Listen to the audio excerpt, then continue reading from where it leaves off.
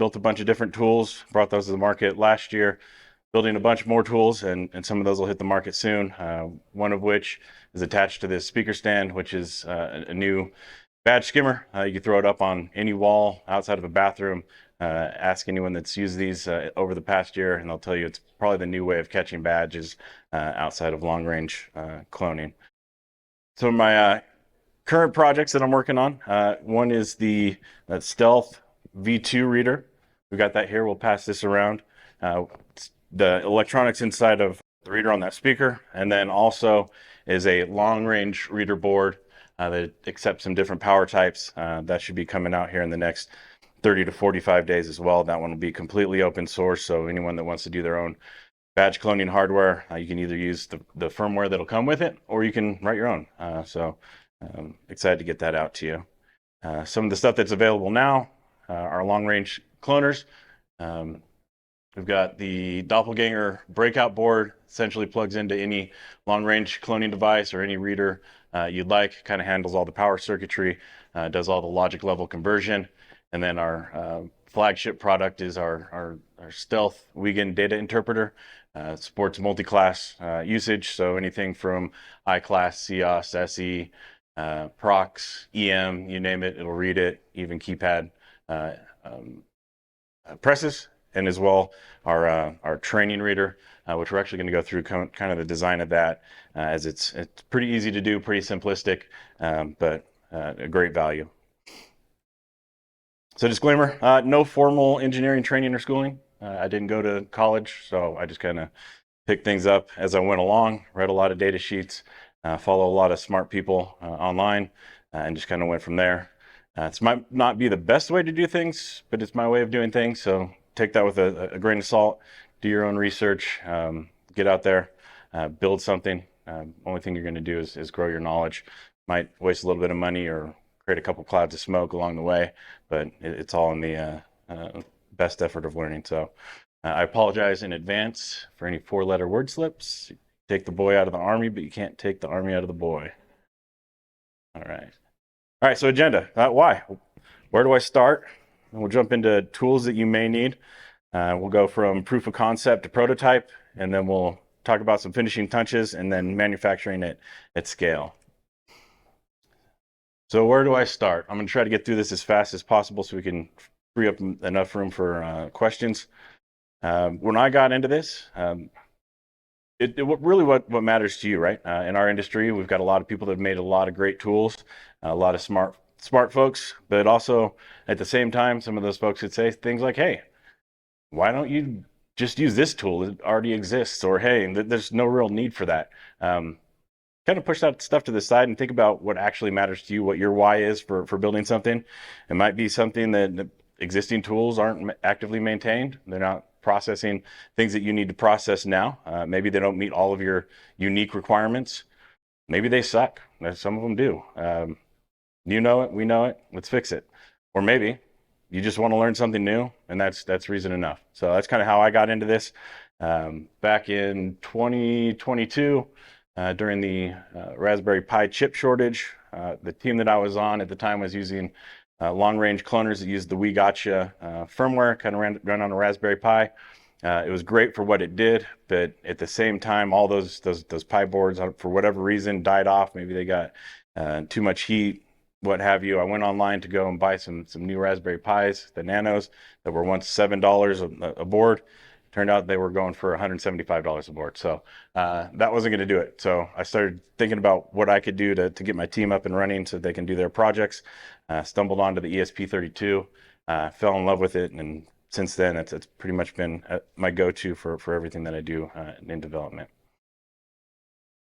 So defining the problem.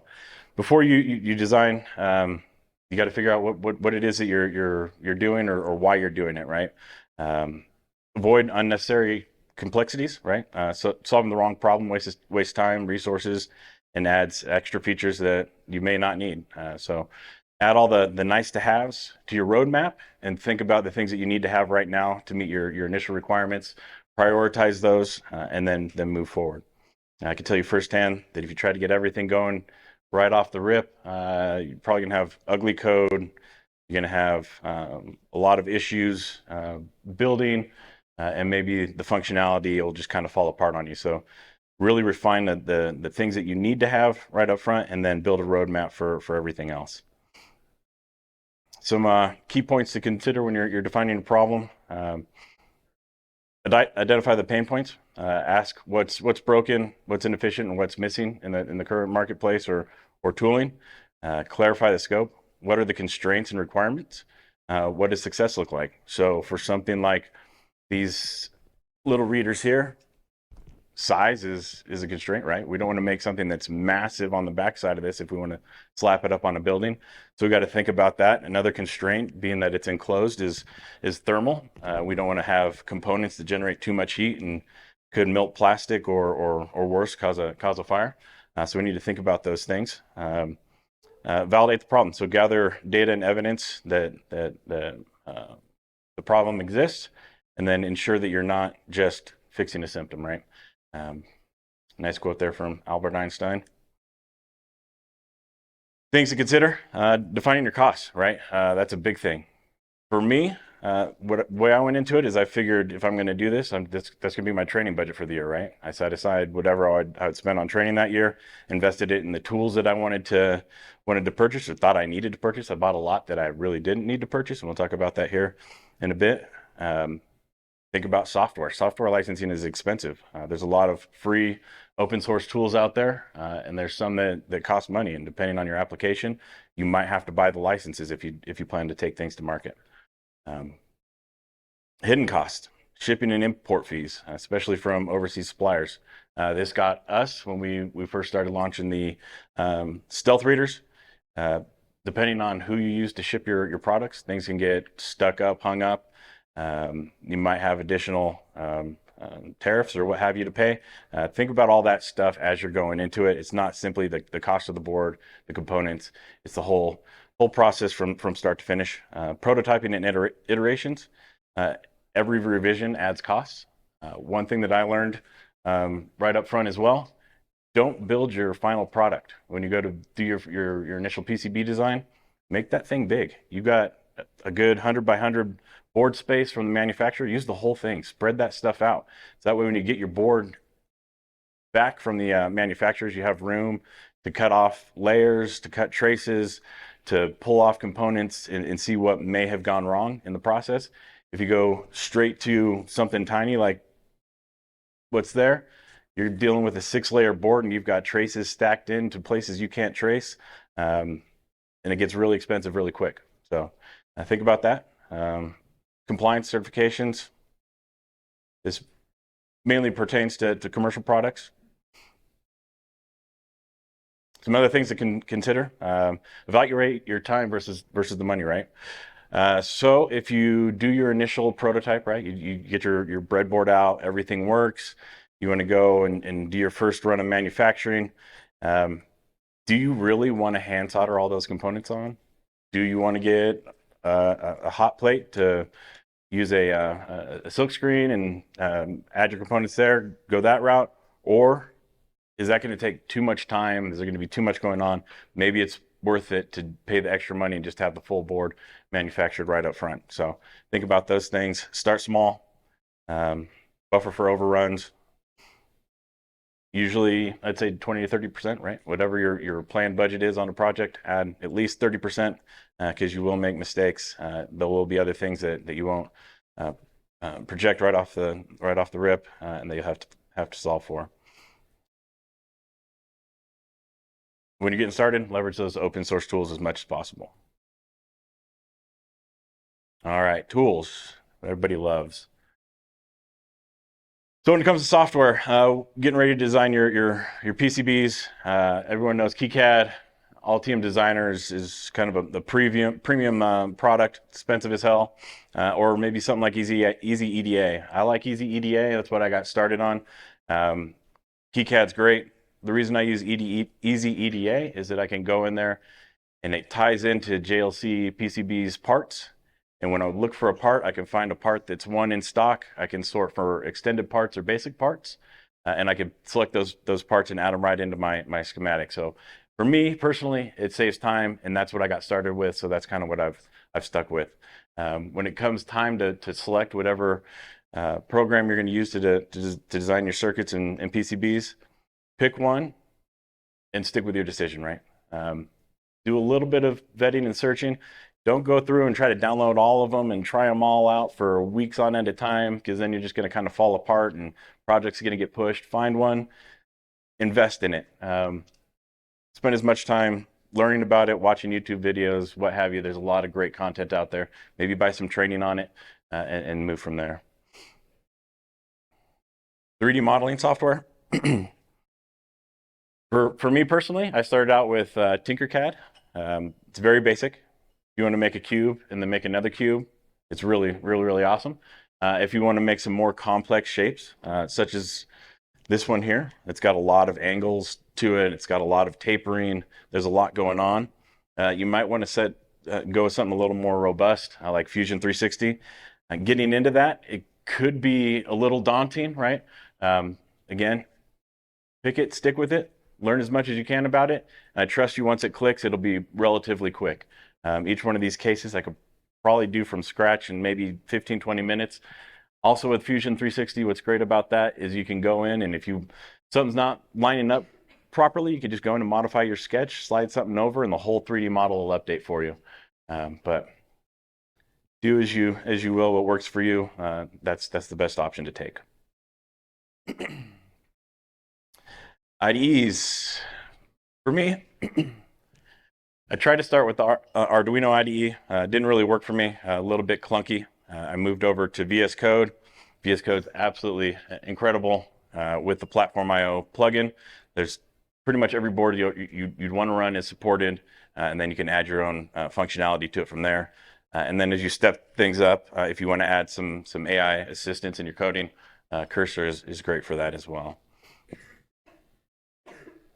All right, physical tools, basics.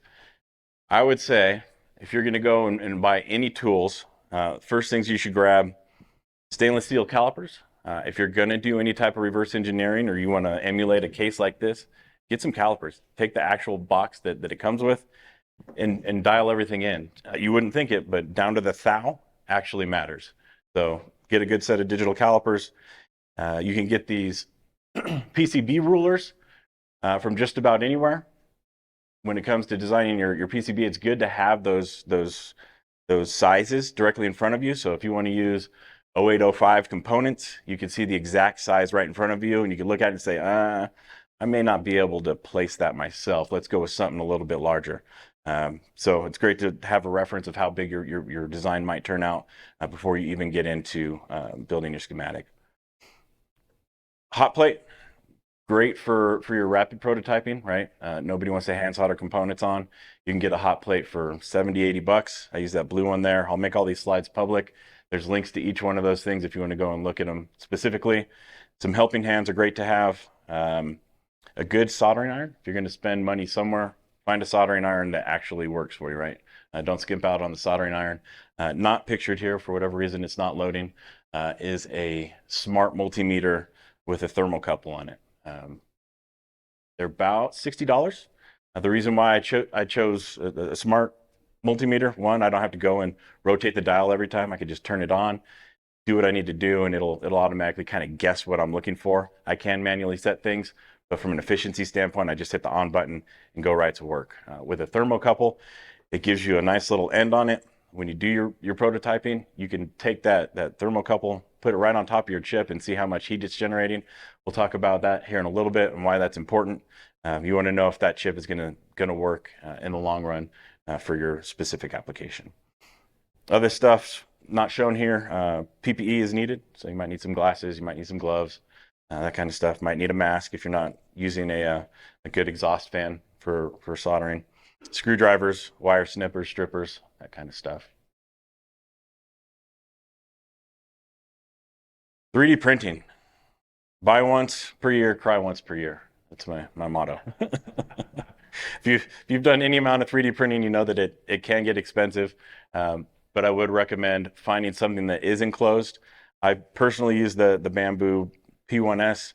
I know there's been a lot of controversy over that and how Bamboo Labs is handling their software over the last few weeks. For me, it's worked incredible with the AMS on top of it. I just simply do not have the time for a DIY kit to put everything together, worry about dialing everything in, and then tuning it every 2 days, right? So for me, in a commercial production setting, I need something that works every single time, so I'm not wasting my time there. Filaments. Once you get to filaments, things get complicated really quick, right? PLA, prints like a dream, melts like one too. So you've got hot components, something's going outside, the thing will fall apart. ABS, smells like cancer, prints like disappointment, at least for me. PETG, because you love strong prints, but also stringing everywhere. That's been a real struggle with this guy. And then PETG CF, probably my go-to at this point. It's strong. You can put it outside. It's not going to fall apart on you. These back plates here are all made out of PETG CF. All right, I've talked about the tools. Let's talk about proof of concept to prototype. So a hypothetical project, right? We want to do an RFID reader with a display. This is really just that training reader that I showed you here a few minutes ago. What's the problem, right? We need to know how to interface with the reader's Wiegand signal. What voltage is this signal? What can our microcontroller handle? And what is the signaling coming out of that RFID reader? What voltage is that? And then how we power the reader and the board itself. So what we do know is that we want to use an OLED display. We're comfortable with Espresso's ESP32. And we want 2 buttons to navigate through the screen, right? So those are our concepts. Those are the things we know right off the front. We've got 3 problems that we kind of need to solve for, and then we've got some constraints that go with it. We'll be self-assembling, so we need to have components that are going to be large enough for us to place by hand on the board itself. The case will be most likely be enclosed, so thermal aspects need to be considered. And then the cost, we need to save money on components where possible because the readers are expensive, and they really, really are. All right, so solving the problem. Read the data sheet and or DIY your reverse engineering, right? So we need to know how how to interface with the reader's Wiegand signal, what the voltage in that signal is, can the microcontroller support it, and how will we power the reader.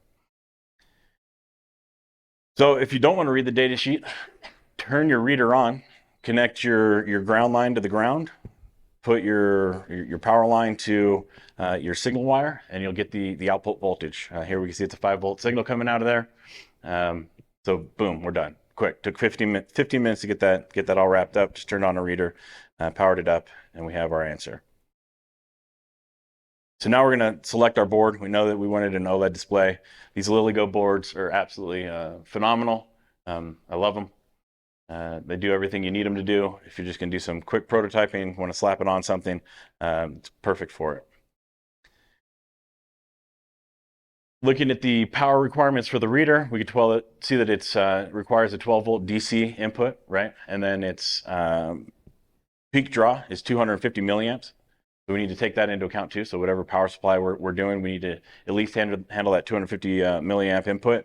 And we also need to be pulling in 12-volt signal.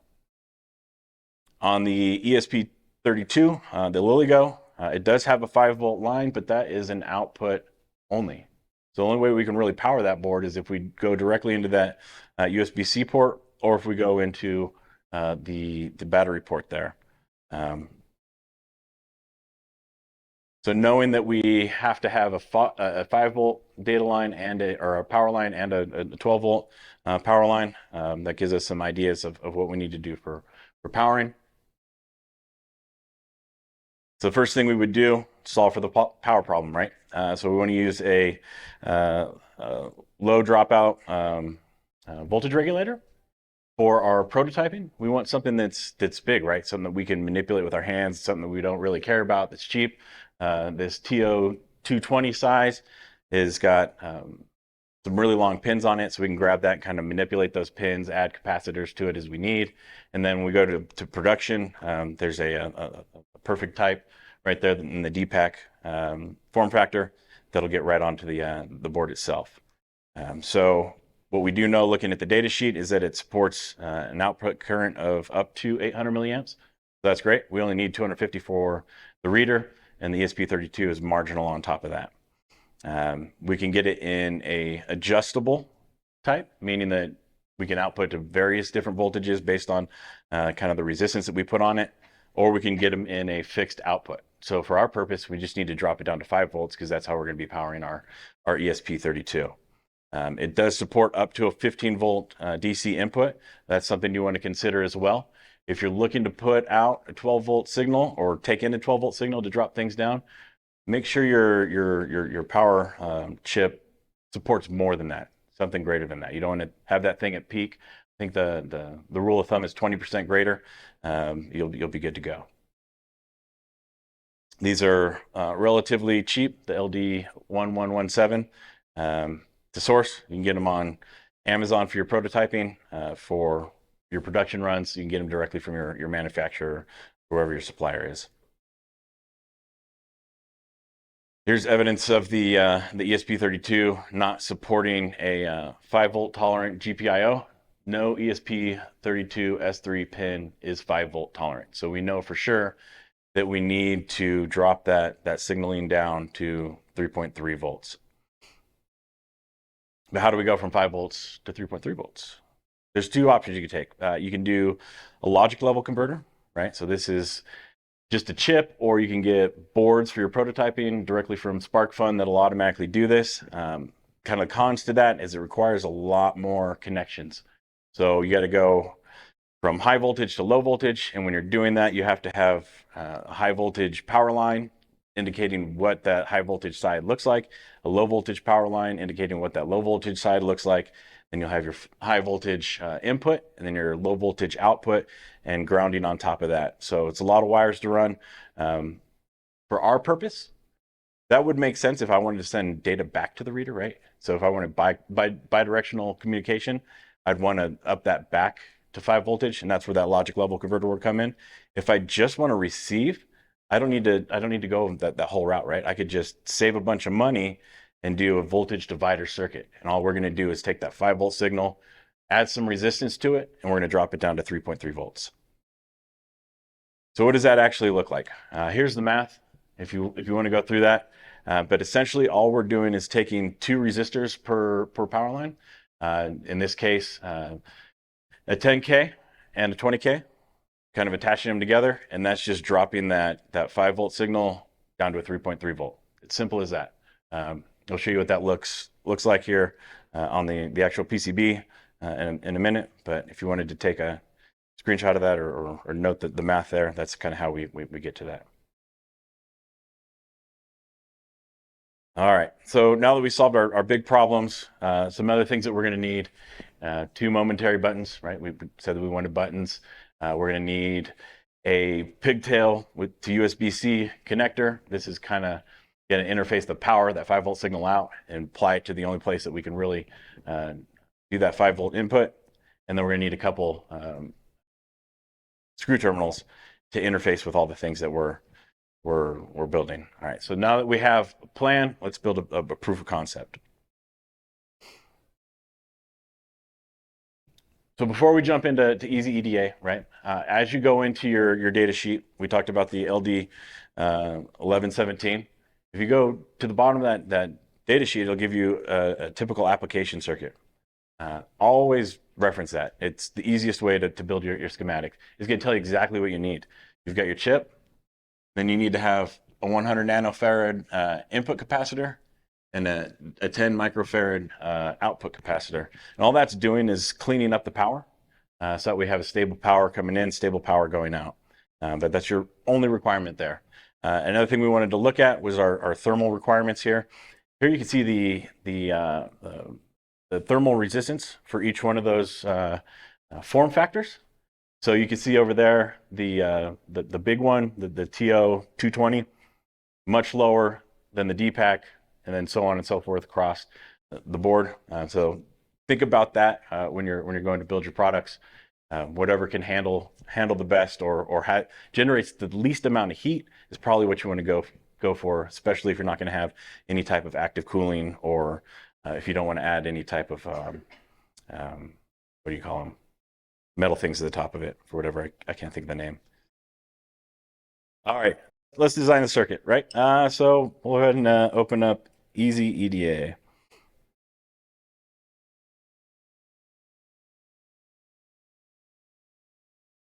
So here's our training reader circuit, right? All we need is the components that we're going to add to it. So we've got our ESP32 with our display there. We've got our voltage divider circuits. We've got our 5-volt regulation. We've got our reader output, and then our I/O and our 5-volt output, right? So this is just our buttons and whatnot. So as you're looking for things, if you're going to use EasyEDA, all you really have to do,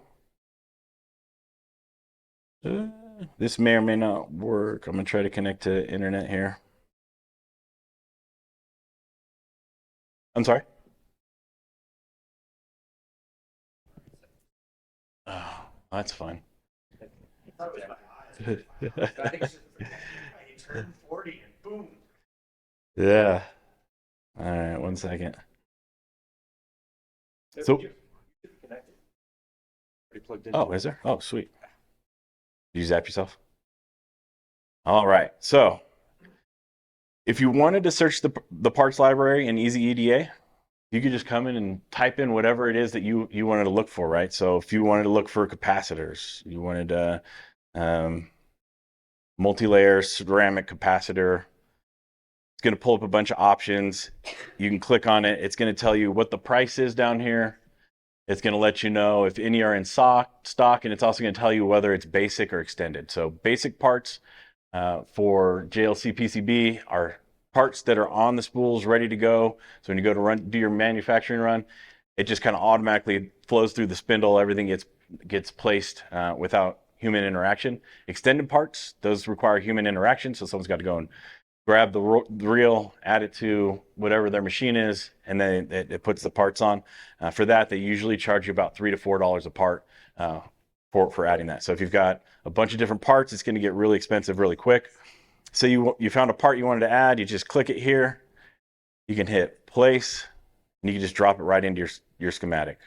So there, we've got a 68 nanofarad capacitor just added to our schematic, and it's ready to go. From this point on, we can generate a bill of materials, and it's going to have everything in there that we need for specific to that manufacturer. Now, if you're going to use a different manufacturer, you probably won't work as easily. You'd have to go and find their mappings, part numbers, that kind of stuff, and move forward from there. For tracing things out, we looked at our typical application circuit, right?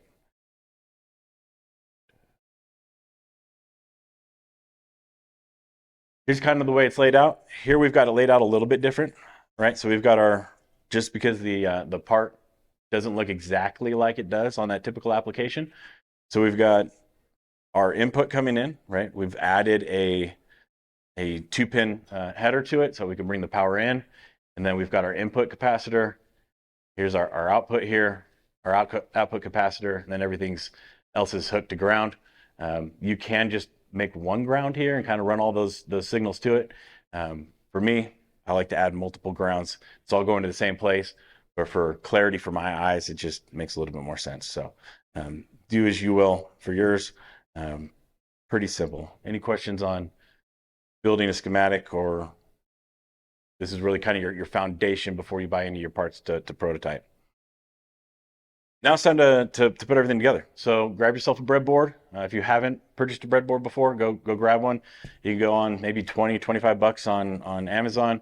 You can get a breadboard with an endless amount of resistors, capacitors, diodes, everything you'd probably ever need will come with it. And they just need to add some additional parts, right? So over here on this side of the screen, we've got our power input, right? We see that we're putting out 12 volts over there from the variable power supply. On this side of the board, we've got our 5-volt output. Up here, we've got our LD 1117. That connects down to our input capacitor, and over there, you can't really see it. There's our output capacitor. We've got our 2 buttons sitting here. We've got our voltage divider circuit. These 2 lines coming off here going directly to our reader, and then connecting up straight to our LilyGo board. And hanging off the LilyGo board is that USB-C connector on that 5-volt power lane. So pretty easy to mock these things up. You'll find out really quick whether or not you plan things out in your schematic, because something might go fizzle, something might smoke.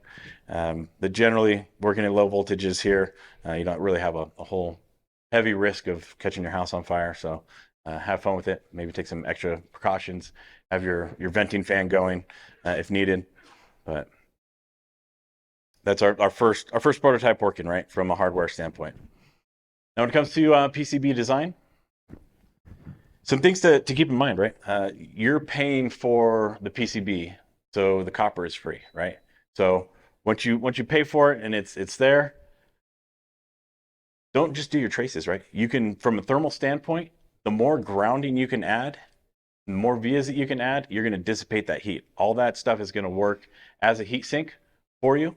So when you do your traces, add a copper fill area to that. It's not going to cost you anymore. You're already paying for the whole board. They're just going to etch away everything that doesn't get used, right? So use that as ground and keep it going. Here's what it kind of looks like here from a design standpoint. Another thing I'll say, when it comes to traces, we'll talk a little bit about manufacturing specs and what your manufacturer can support. What I like to do personally, I make my traces as large as the component can be, right? So I'll run my trace, and if I know this 0805 resistor here is about 30 mils, I'll make my trace 30 mils. Unless I'm doing something ultra compact, or say it's a USB-C data line or a differential pair that requires a certain impedance, I'm going to make those things as large as possible. A tiny trace has more points of failure than a larger trace. So run it as big as you can is my recommendation. That might not be sound engineering advice, but for me, it's proven to work pretty good. So when you're in here doing your mapping, you can go in here, you can sort by layers, whatever layer you're working on. There's a bunch of different tools. If you want to run a trace, you just click on it, click somewhere, and start running. You can add holes, what have you. I won't dive into the intricate details of the operation here. It's pretty simple. I like to color code things. That way I can look at it from my eye and know, hey, this is that. This is something else. You can assign your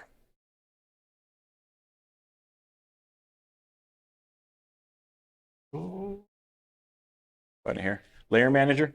So if you're using multiple layers, so if you got like a 4-layer board, right, you can map out what each one of those layers are, right? So in this board here, I've got 4 layers. My top layer and my bottom layer are signal layers because I want to be able to see those traces. My inner layers, I've got a ground layer, a ground plane, and then a 5-volt plane. So that way I don't have to worry about running my 5-volt traces. I could just hook directly to it, and it'll kind of already be there with a via. Does everyone know what a via is? So, so if you don't know what a via is, it's simply just a hole that gets punched through the board, and it has connections on the layers that it needs to have connections on. So if you want to take a trace from the top layer to the bottom layer, you'd punch a via through. You could drop it down. You can run it across, put another via, bring it back up to the top layer or wherever you need to route that to.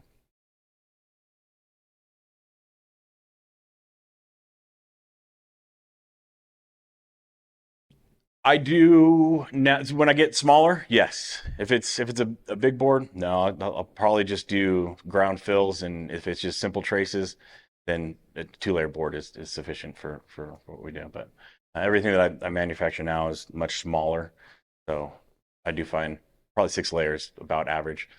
That could be due to my inefficiency in routing, but that's just kind of what's worked for me. So in EasyEDA, once you're done designing everything, you've got quick things that you could do. So the first thing you're going to want is run a DRC. So it's going to check to see if your traces are all completed, you're not missing anything, nothing's misrouted. It's kind of dummy proofs it for you. You generate your Gerber file. That's going to be the file that your PCB manufacturer uses to make your cuts, your outlines, your traces, that kind of stuff. Your bill of materials If you're getting it assembled, you'll need that. If you're not getting it assembled, you won't need that. Your pick and place file, this is essentially the CAD file that tells the machines where to drop each one of those parts on your board for the manufacturing process. But before you generate all those files and make your order, I would recommend closing your application when you're done designing it, sleeping on it overnight, and going back in and looking at it again. I would do that 2 to 3 times before you actually order it. I can't tell you how many times and hundreds of Ralph's dollars I've spent ordering something just to realize when I got back that it wasn't routed properly. And I'm like, how did I mess this up this many times? And it's probably because I didn't go to college. But when it comes time to do your manufacturing, you got a bunch of different options out there. So choosing the right manufacturer, it's kind of a big deal. I would say there isn't a right manufacturer. There's a right manufacturer for you and what you want to do. So JLC PCB, cheap, fast, turnaround, great for prototyping. Hope you like silkscreen ads. You got to pay extra to get their part numbers off of it. But they've worked great for me in the past, so that's what I use. PCB Way, good balance of price quality, supports custom options, sometimes prioritizes sponsor deals over shipping your boards. So you'll see if you go on any YouTuber, engineer, you'll see PCB Way all over the place. They get their boards quick. I have not gotten anything quick from them, even if I pay for expedited. Osh Park, glorious purple boards. If you ever see the purple boards, those are made in Osh Park. Made in the USA, great for small batches. Pricey, again, you'll be waiting long enough to forget that you even made the damn thing. All right. So again, before this really should be taken into account before you start designing your PCB traces. You want to look at your manufacturer's capabilities. Here we've got the link for JLC PCB. It tells you everything you need to know. What are the minimum trace widths or minimum trace widths they can do? What their capabilities of their machines are. Understand those. They're pretty much the same across all the manufacturers. There might be some nuances, but look at those ahead of time and it'll keep you out of trouble, or at least keep you out of back and forth communications with JLC PCB. Also, you want to know impedance control, right? So if you are running USB data lines, right, and you're doing some communications, or maybe you've got some type of high frequency communication going on, impedance is a big deal, right? On these boards here, maybe not so much, especially not the training reader, but it can matter. So you want to know everything you can about the impedance control of that board, so you can run your lines. So with that, you'll want to use a impedance calculator. I like to use DigiKey's impedance calculator. It gives you exactly what you need to know based on the layers, thickness of the copper pores to build a successful like differential pair or whatever for your data lines. Okay. Tips for ordering. If you're going to go through JLC PCB, I recommend clicking the panel by JLC PCB. We'll show that here in another slide shortly. That's important because, again, you're buying a 100 by 100 millimeter board. If you're making something that's 30 by 30, you can stack a bunch of those on there and it's not going to cost you anymore. So keep that in mind. Pay for the SMT stencil, so that way you can add some solder paste, add your components, use a hot plate instead of taking all your components and trying to hand solder them on, burning through them, burning your board, breaking things, that kind of stuff. When I get my boards, I like to lay a template out. So I'll take a bunch of boards, just kind of stack them up, and I'll leave a little empty gap that I can plug each board into, and I'll lay my stencil on top. Once that's on top, I can just kind of open the flap each time, get some solder paste, scrape it across the top, and now I don't have to worry about hand soldering anything. I can just move it over to the silicone mat, add my components, and go from there. Something that's great that I use is an interactive HTML BOM plugin. It says for KiCad, but it also works for EasyEDA. This essentially, you point it to the JSON file for your PCB design, and it'll generate this bill of materials here. I like to have that up if I'm doing something complex. You probably don't need it for this board. Lay out all your parts. You can click on it. You can look down at the board like, oh, This one goes right here. This one goes right here. It's just a nice to have. Hot plate, again, for actually melting your stuff down, look at whatever solder paste you're using. Look at the specs on it, whatever the melting point is. Set your hot plate a little bit higher than that. So I usually go for T5 on this Amazon plate. I usually go about 170 Celsius, and you could see as you're watching it, you'll see it kind of dissolve into the board and pull your component into place. If it's a little bit misaligned, that's when you know you've kind of made it where you need to make it, and then you can just turn it off, let it cool down. Let it cool down fully before you go grabbing parts off. I've learned that one the hard way, more than 5 times, because again, I didn't go to college, and stupid hurts and stupid. So, all right. So now we kind of got everything on. You kind of need to hand solder the rest of the stuff. So if you got the hot plate, you're not going to be able to add your screw terminals on there. So you have to hand solder those in. Once they're in, you can start prototyping things. Looks like we're getting low on time. Firmware design. We'll just show this real quick.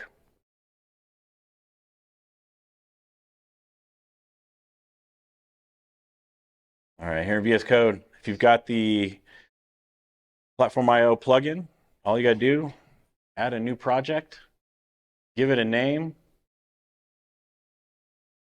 select the board. So whatever board you want, you just type it in here. Chances are they've got it pre-built in there, and then hit finish, right? So I'll show you a project here. We'll show you the new one that is not open source and see if you guys can steal all the code. All right, so here's our platform.io.ini file.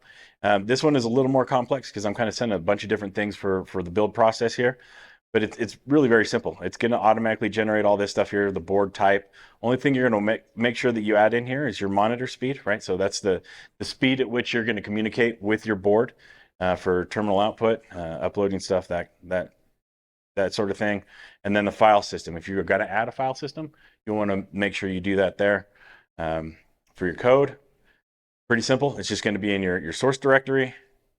Anything that's in the data file. Sorry, this looks really small. Guess I can make bigger. Anything in the data directory, that's going to get compiled as your file system as soon as you go to build things. When you go to build things, you can either use these little drop downs here. You could build, upload. They've got some down here at the bottom.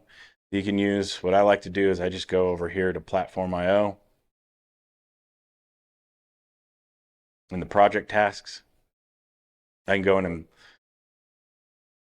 build the firmware, upload and monitor it. I can build the file system image. I can upload the file system image. It's all right there. That's kind of how I like to do things there. Outside of that, any questions before we move on here? When it comes to doing your firmware, right, there's a lot of great libraries out there that you can use. Anything that you want to use has example code in it, right? So say you want to use the ESP AnySync web server. You go straight to that GitHub, there's going to be an examples in there. You can pull that example code directly out of there, apply it to your project, modify it as you see fit. But that's a great place to start. One, to make sure that everything's working properly, and two, save you some time. So every single library out there has that. Anything that you're going to add as an addition to it, there is example code for it. All right, we did that. All right, 3D modeling. Keep it simple, stupid, right? Don't overcomplicate the process. Leverage your calipers to map sizing of components or other items needed to be mounted. Export the SVG, DXF files from your PCB design, and you can apply those directly to your CAD software, and it kind of speeds up the process for building out whatever box or container you're creating. Use basic shapes to create complex features. So again, I'm not sure where all those readers are stashed at now. If I wanted to make a complex design, I'm not going to go straight for this, right? That has all these weird angles. I'm going to break it down like, oh no, that's just a rectangle. And then I just need to bevel this edge. Then I can extrude up a little bit. And then for this angle here, I just need to make a regular rectangle and kind of hang a triangle off of it, and then I can extrude inward. So think simple shapes to create those complex features, and you'll be set. Another lesson that I've learned, if you're going to be 3D printing and you have overhangs, chamfer angles at a 45-degree angle. That'll keep things much cleaner. It'll make your supports look nicer when you pull off that final product. It'll just be a better finished product. If you have a 90-degree angle on any of your overhangs, that filament's going to tend to fall out a little bit. It might get a little stringy. So if you have a nice 45-degree taper, the 3D printer, for whatever reason, does its magic and makes it that much more stable. All right, 3D modeling. Oop. We'll take a look here at Fusion 360. Specifically the board that we have there. Here's our kind of like finished product, right? Let's see if I can do this. If I can get things to work properly. Sorry, I don't have my normal keyboard here. All right, it's not going to work for me, but you can rotate these things around, maybe, or make emojis. Those are shapes. It's all just basic sketches, right? So when you come in here, you're not going to have a body. Your body is kind of already there. It's all going to be sketch based. If I can make this any bigger, maybe not. I like to use a single sketch per feature inside of my design. So if I wanted to make something new, the bottom, for instance, we'll look at the top view of this. That same reader, all I have is the basic shapes taken from my my measurements, applied those in there. Here we're kind of adding rounding to the edges. I'll show you what that looks like manually. You just go in, create a sketch. We're gonna pick, yeah, we'll go here. Turn that on. So we've got a new sketch. If I wanted to make a rectangle, right, I'm just gonna click rectangle. What I like to do is center it. I like to center it on my plane. And I can go here and I can plug in the exact areas that I want to have. Say I wanted to make a box. Only thing I would do from here is I'm going to create an offset. I'm going to create an inward offset. And we'll say a 2 millimeter offset. If you're going to do 3D printing, I would recommend any of your walls be 2 millimeters or thicker. Here we'll use 3 millimeters just for an exaggeration. Once you have your sketch, you can finish your sketch. If you want to turn that into an actual shape, hit extrude. We'll make the base first. It's going to be a new body. We're going to make that 2 millimeters thick. Or not. You can turn me into a liar here.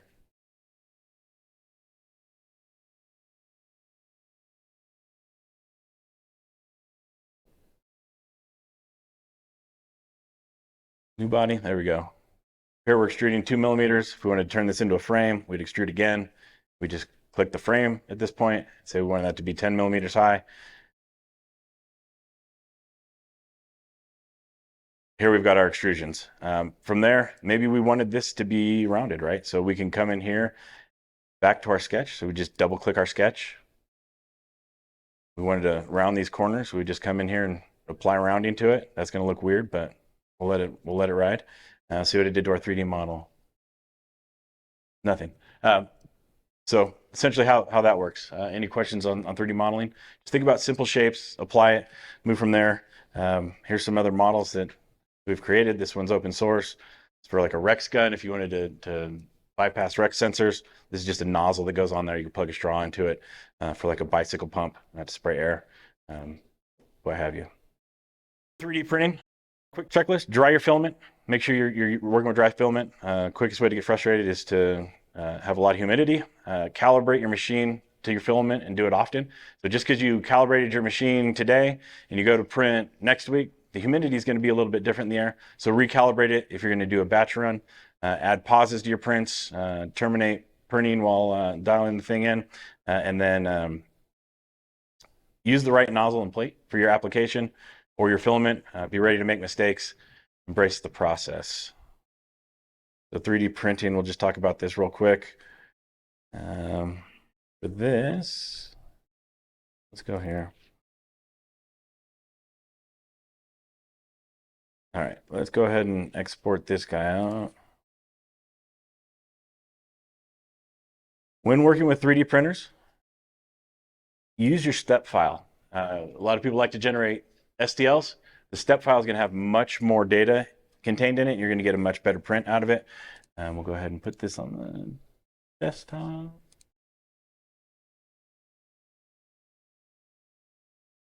All right.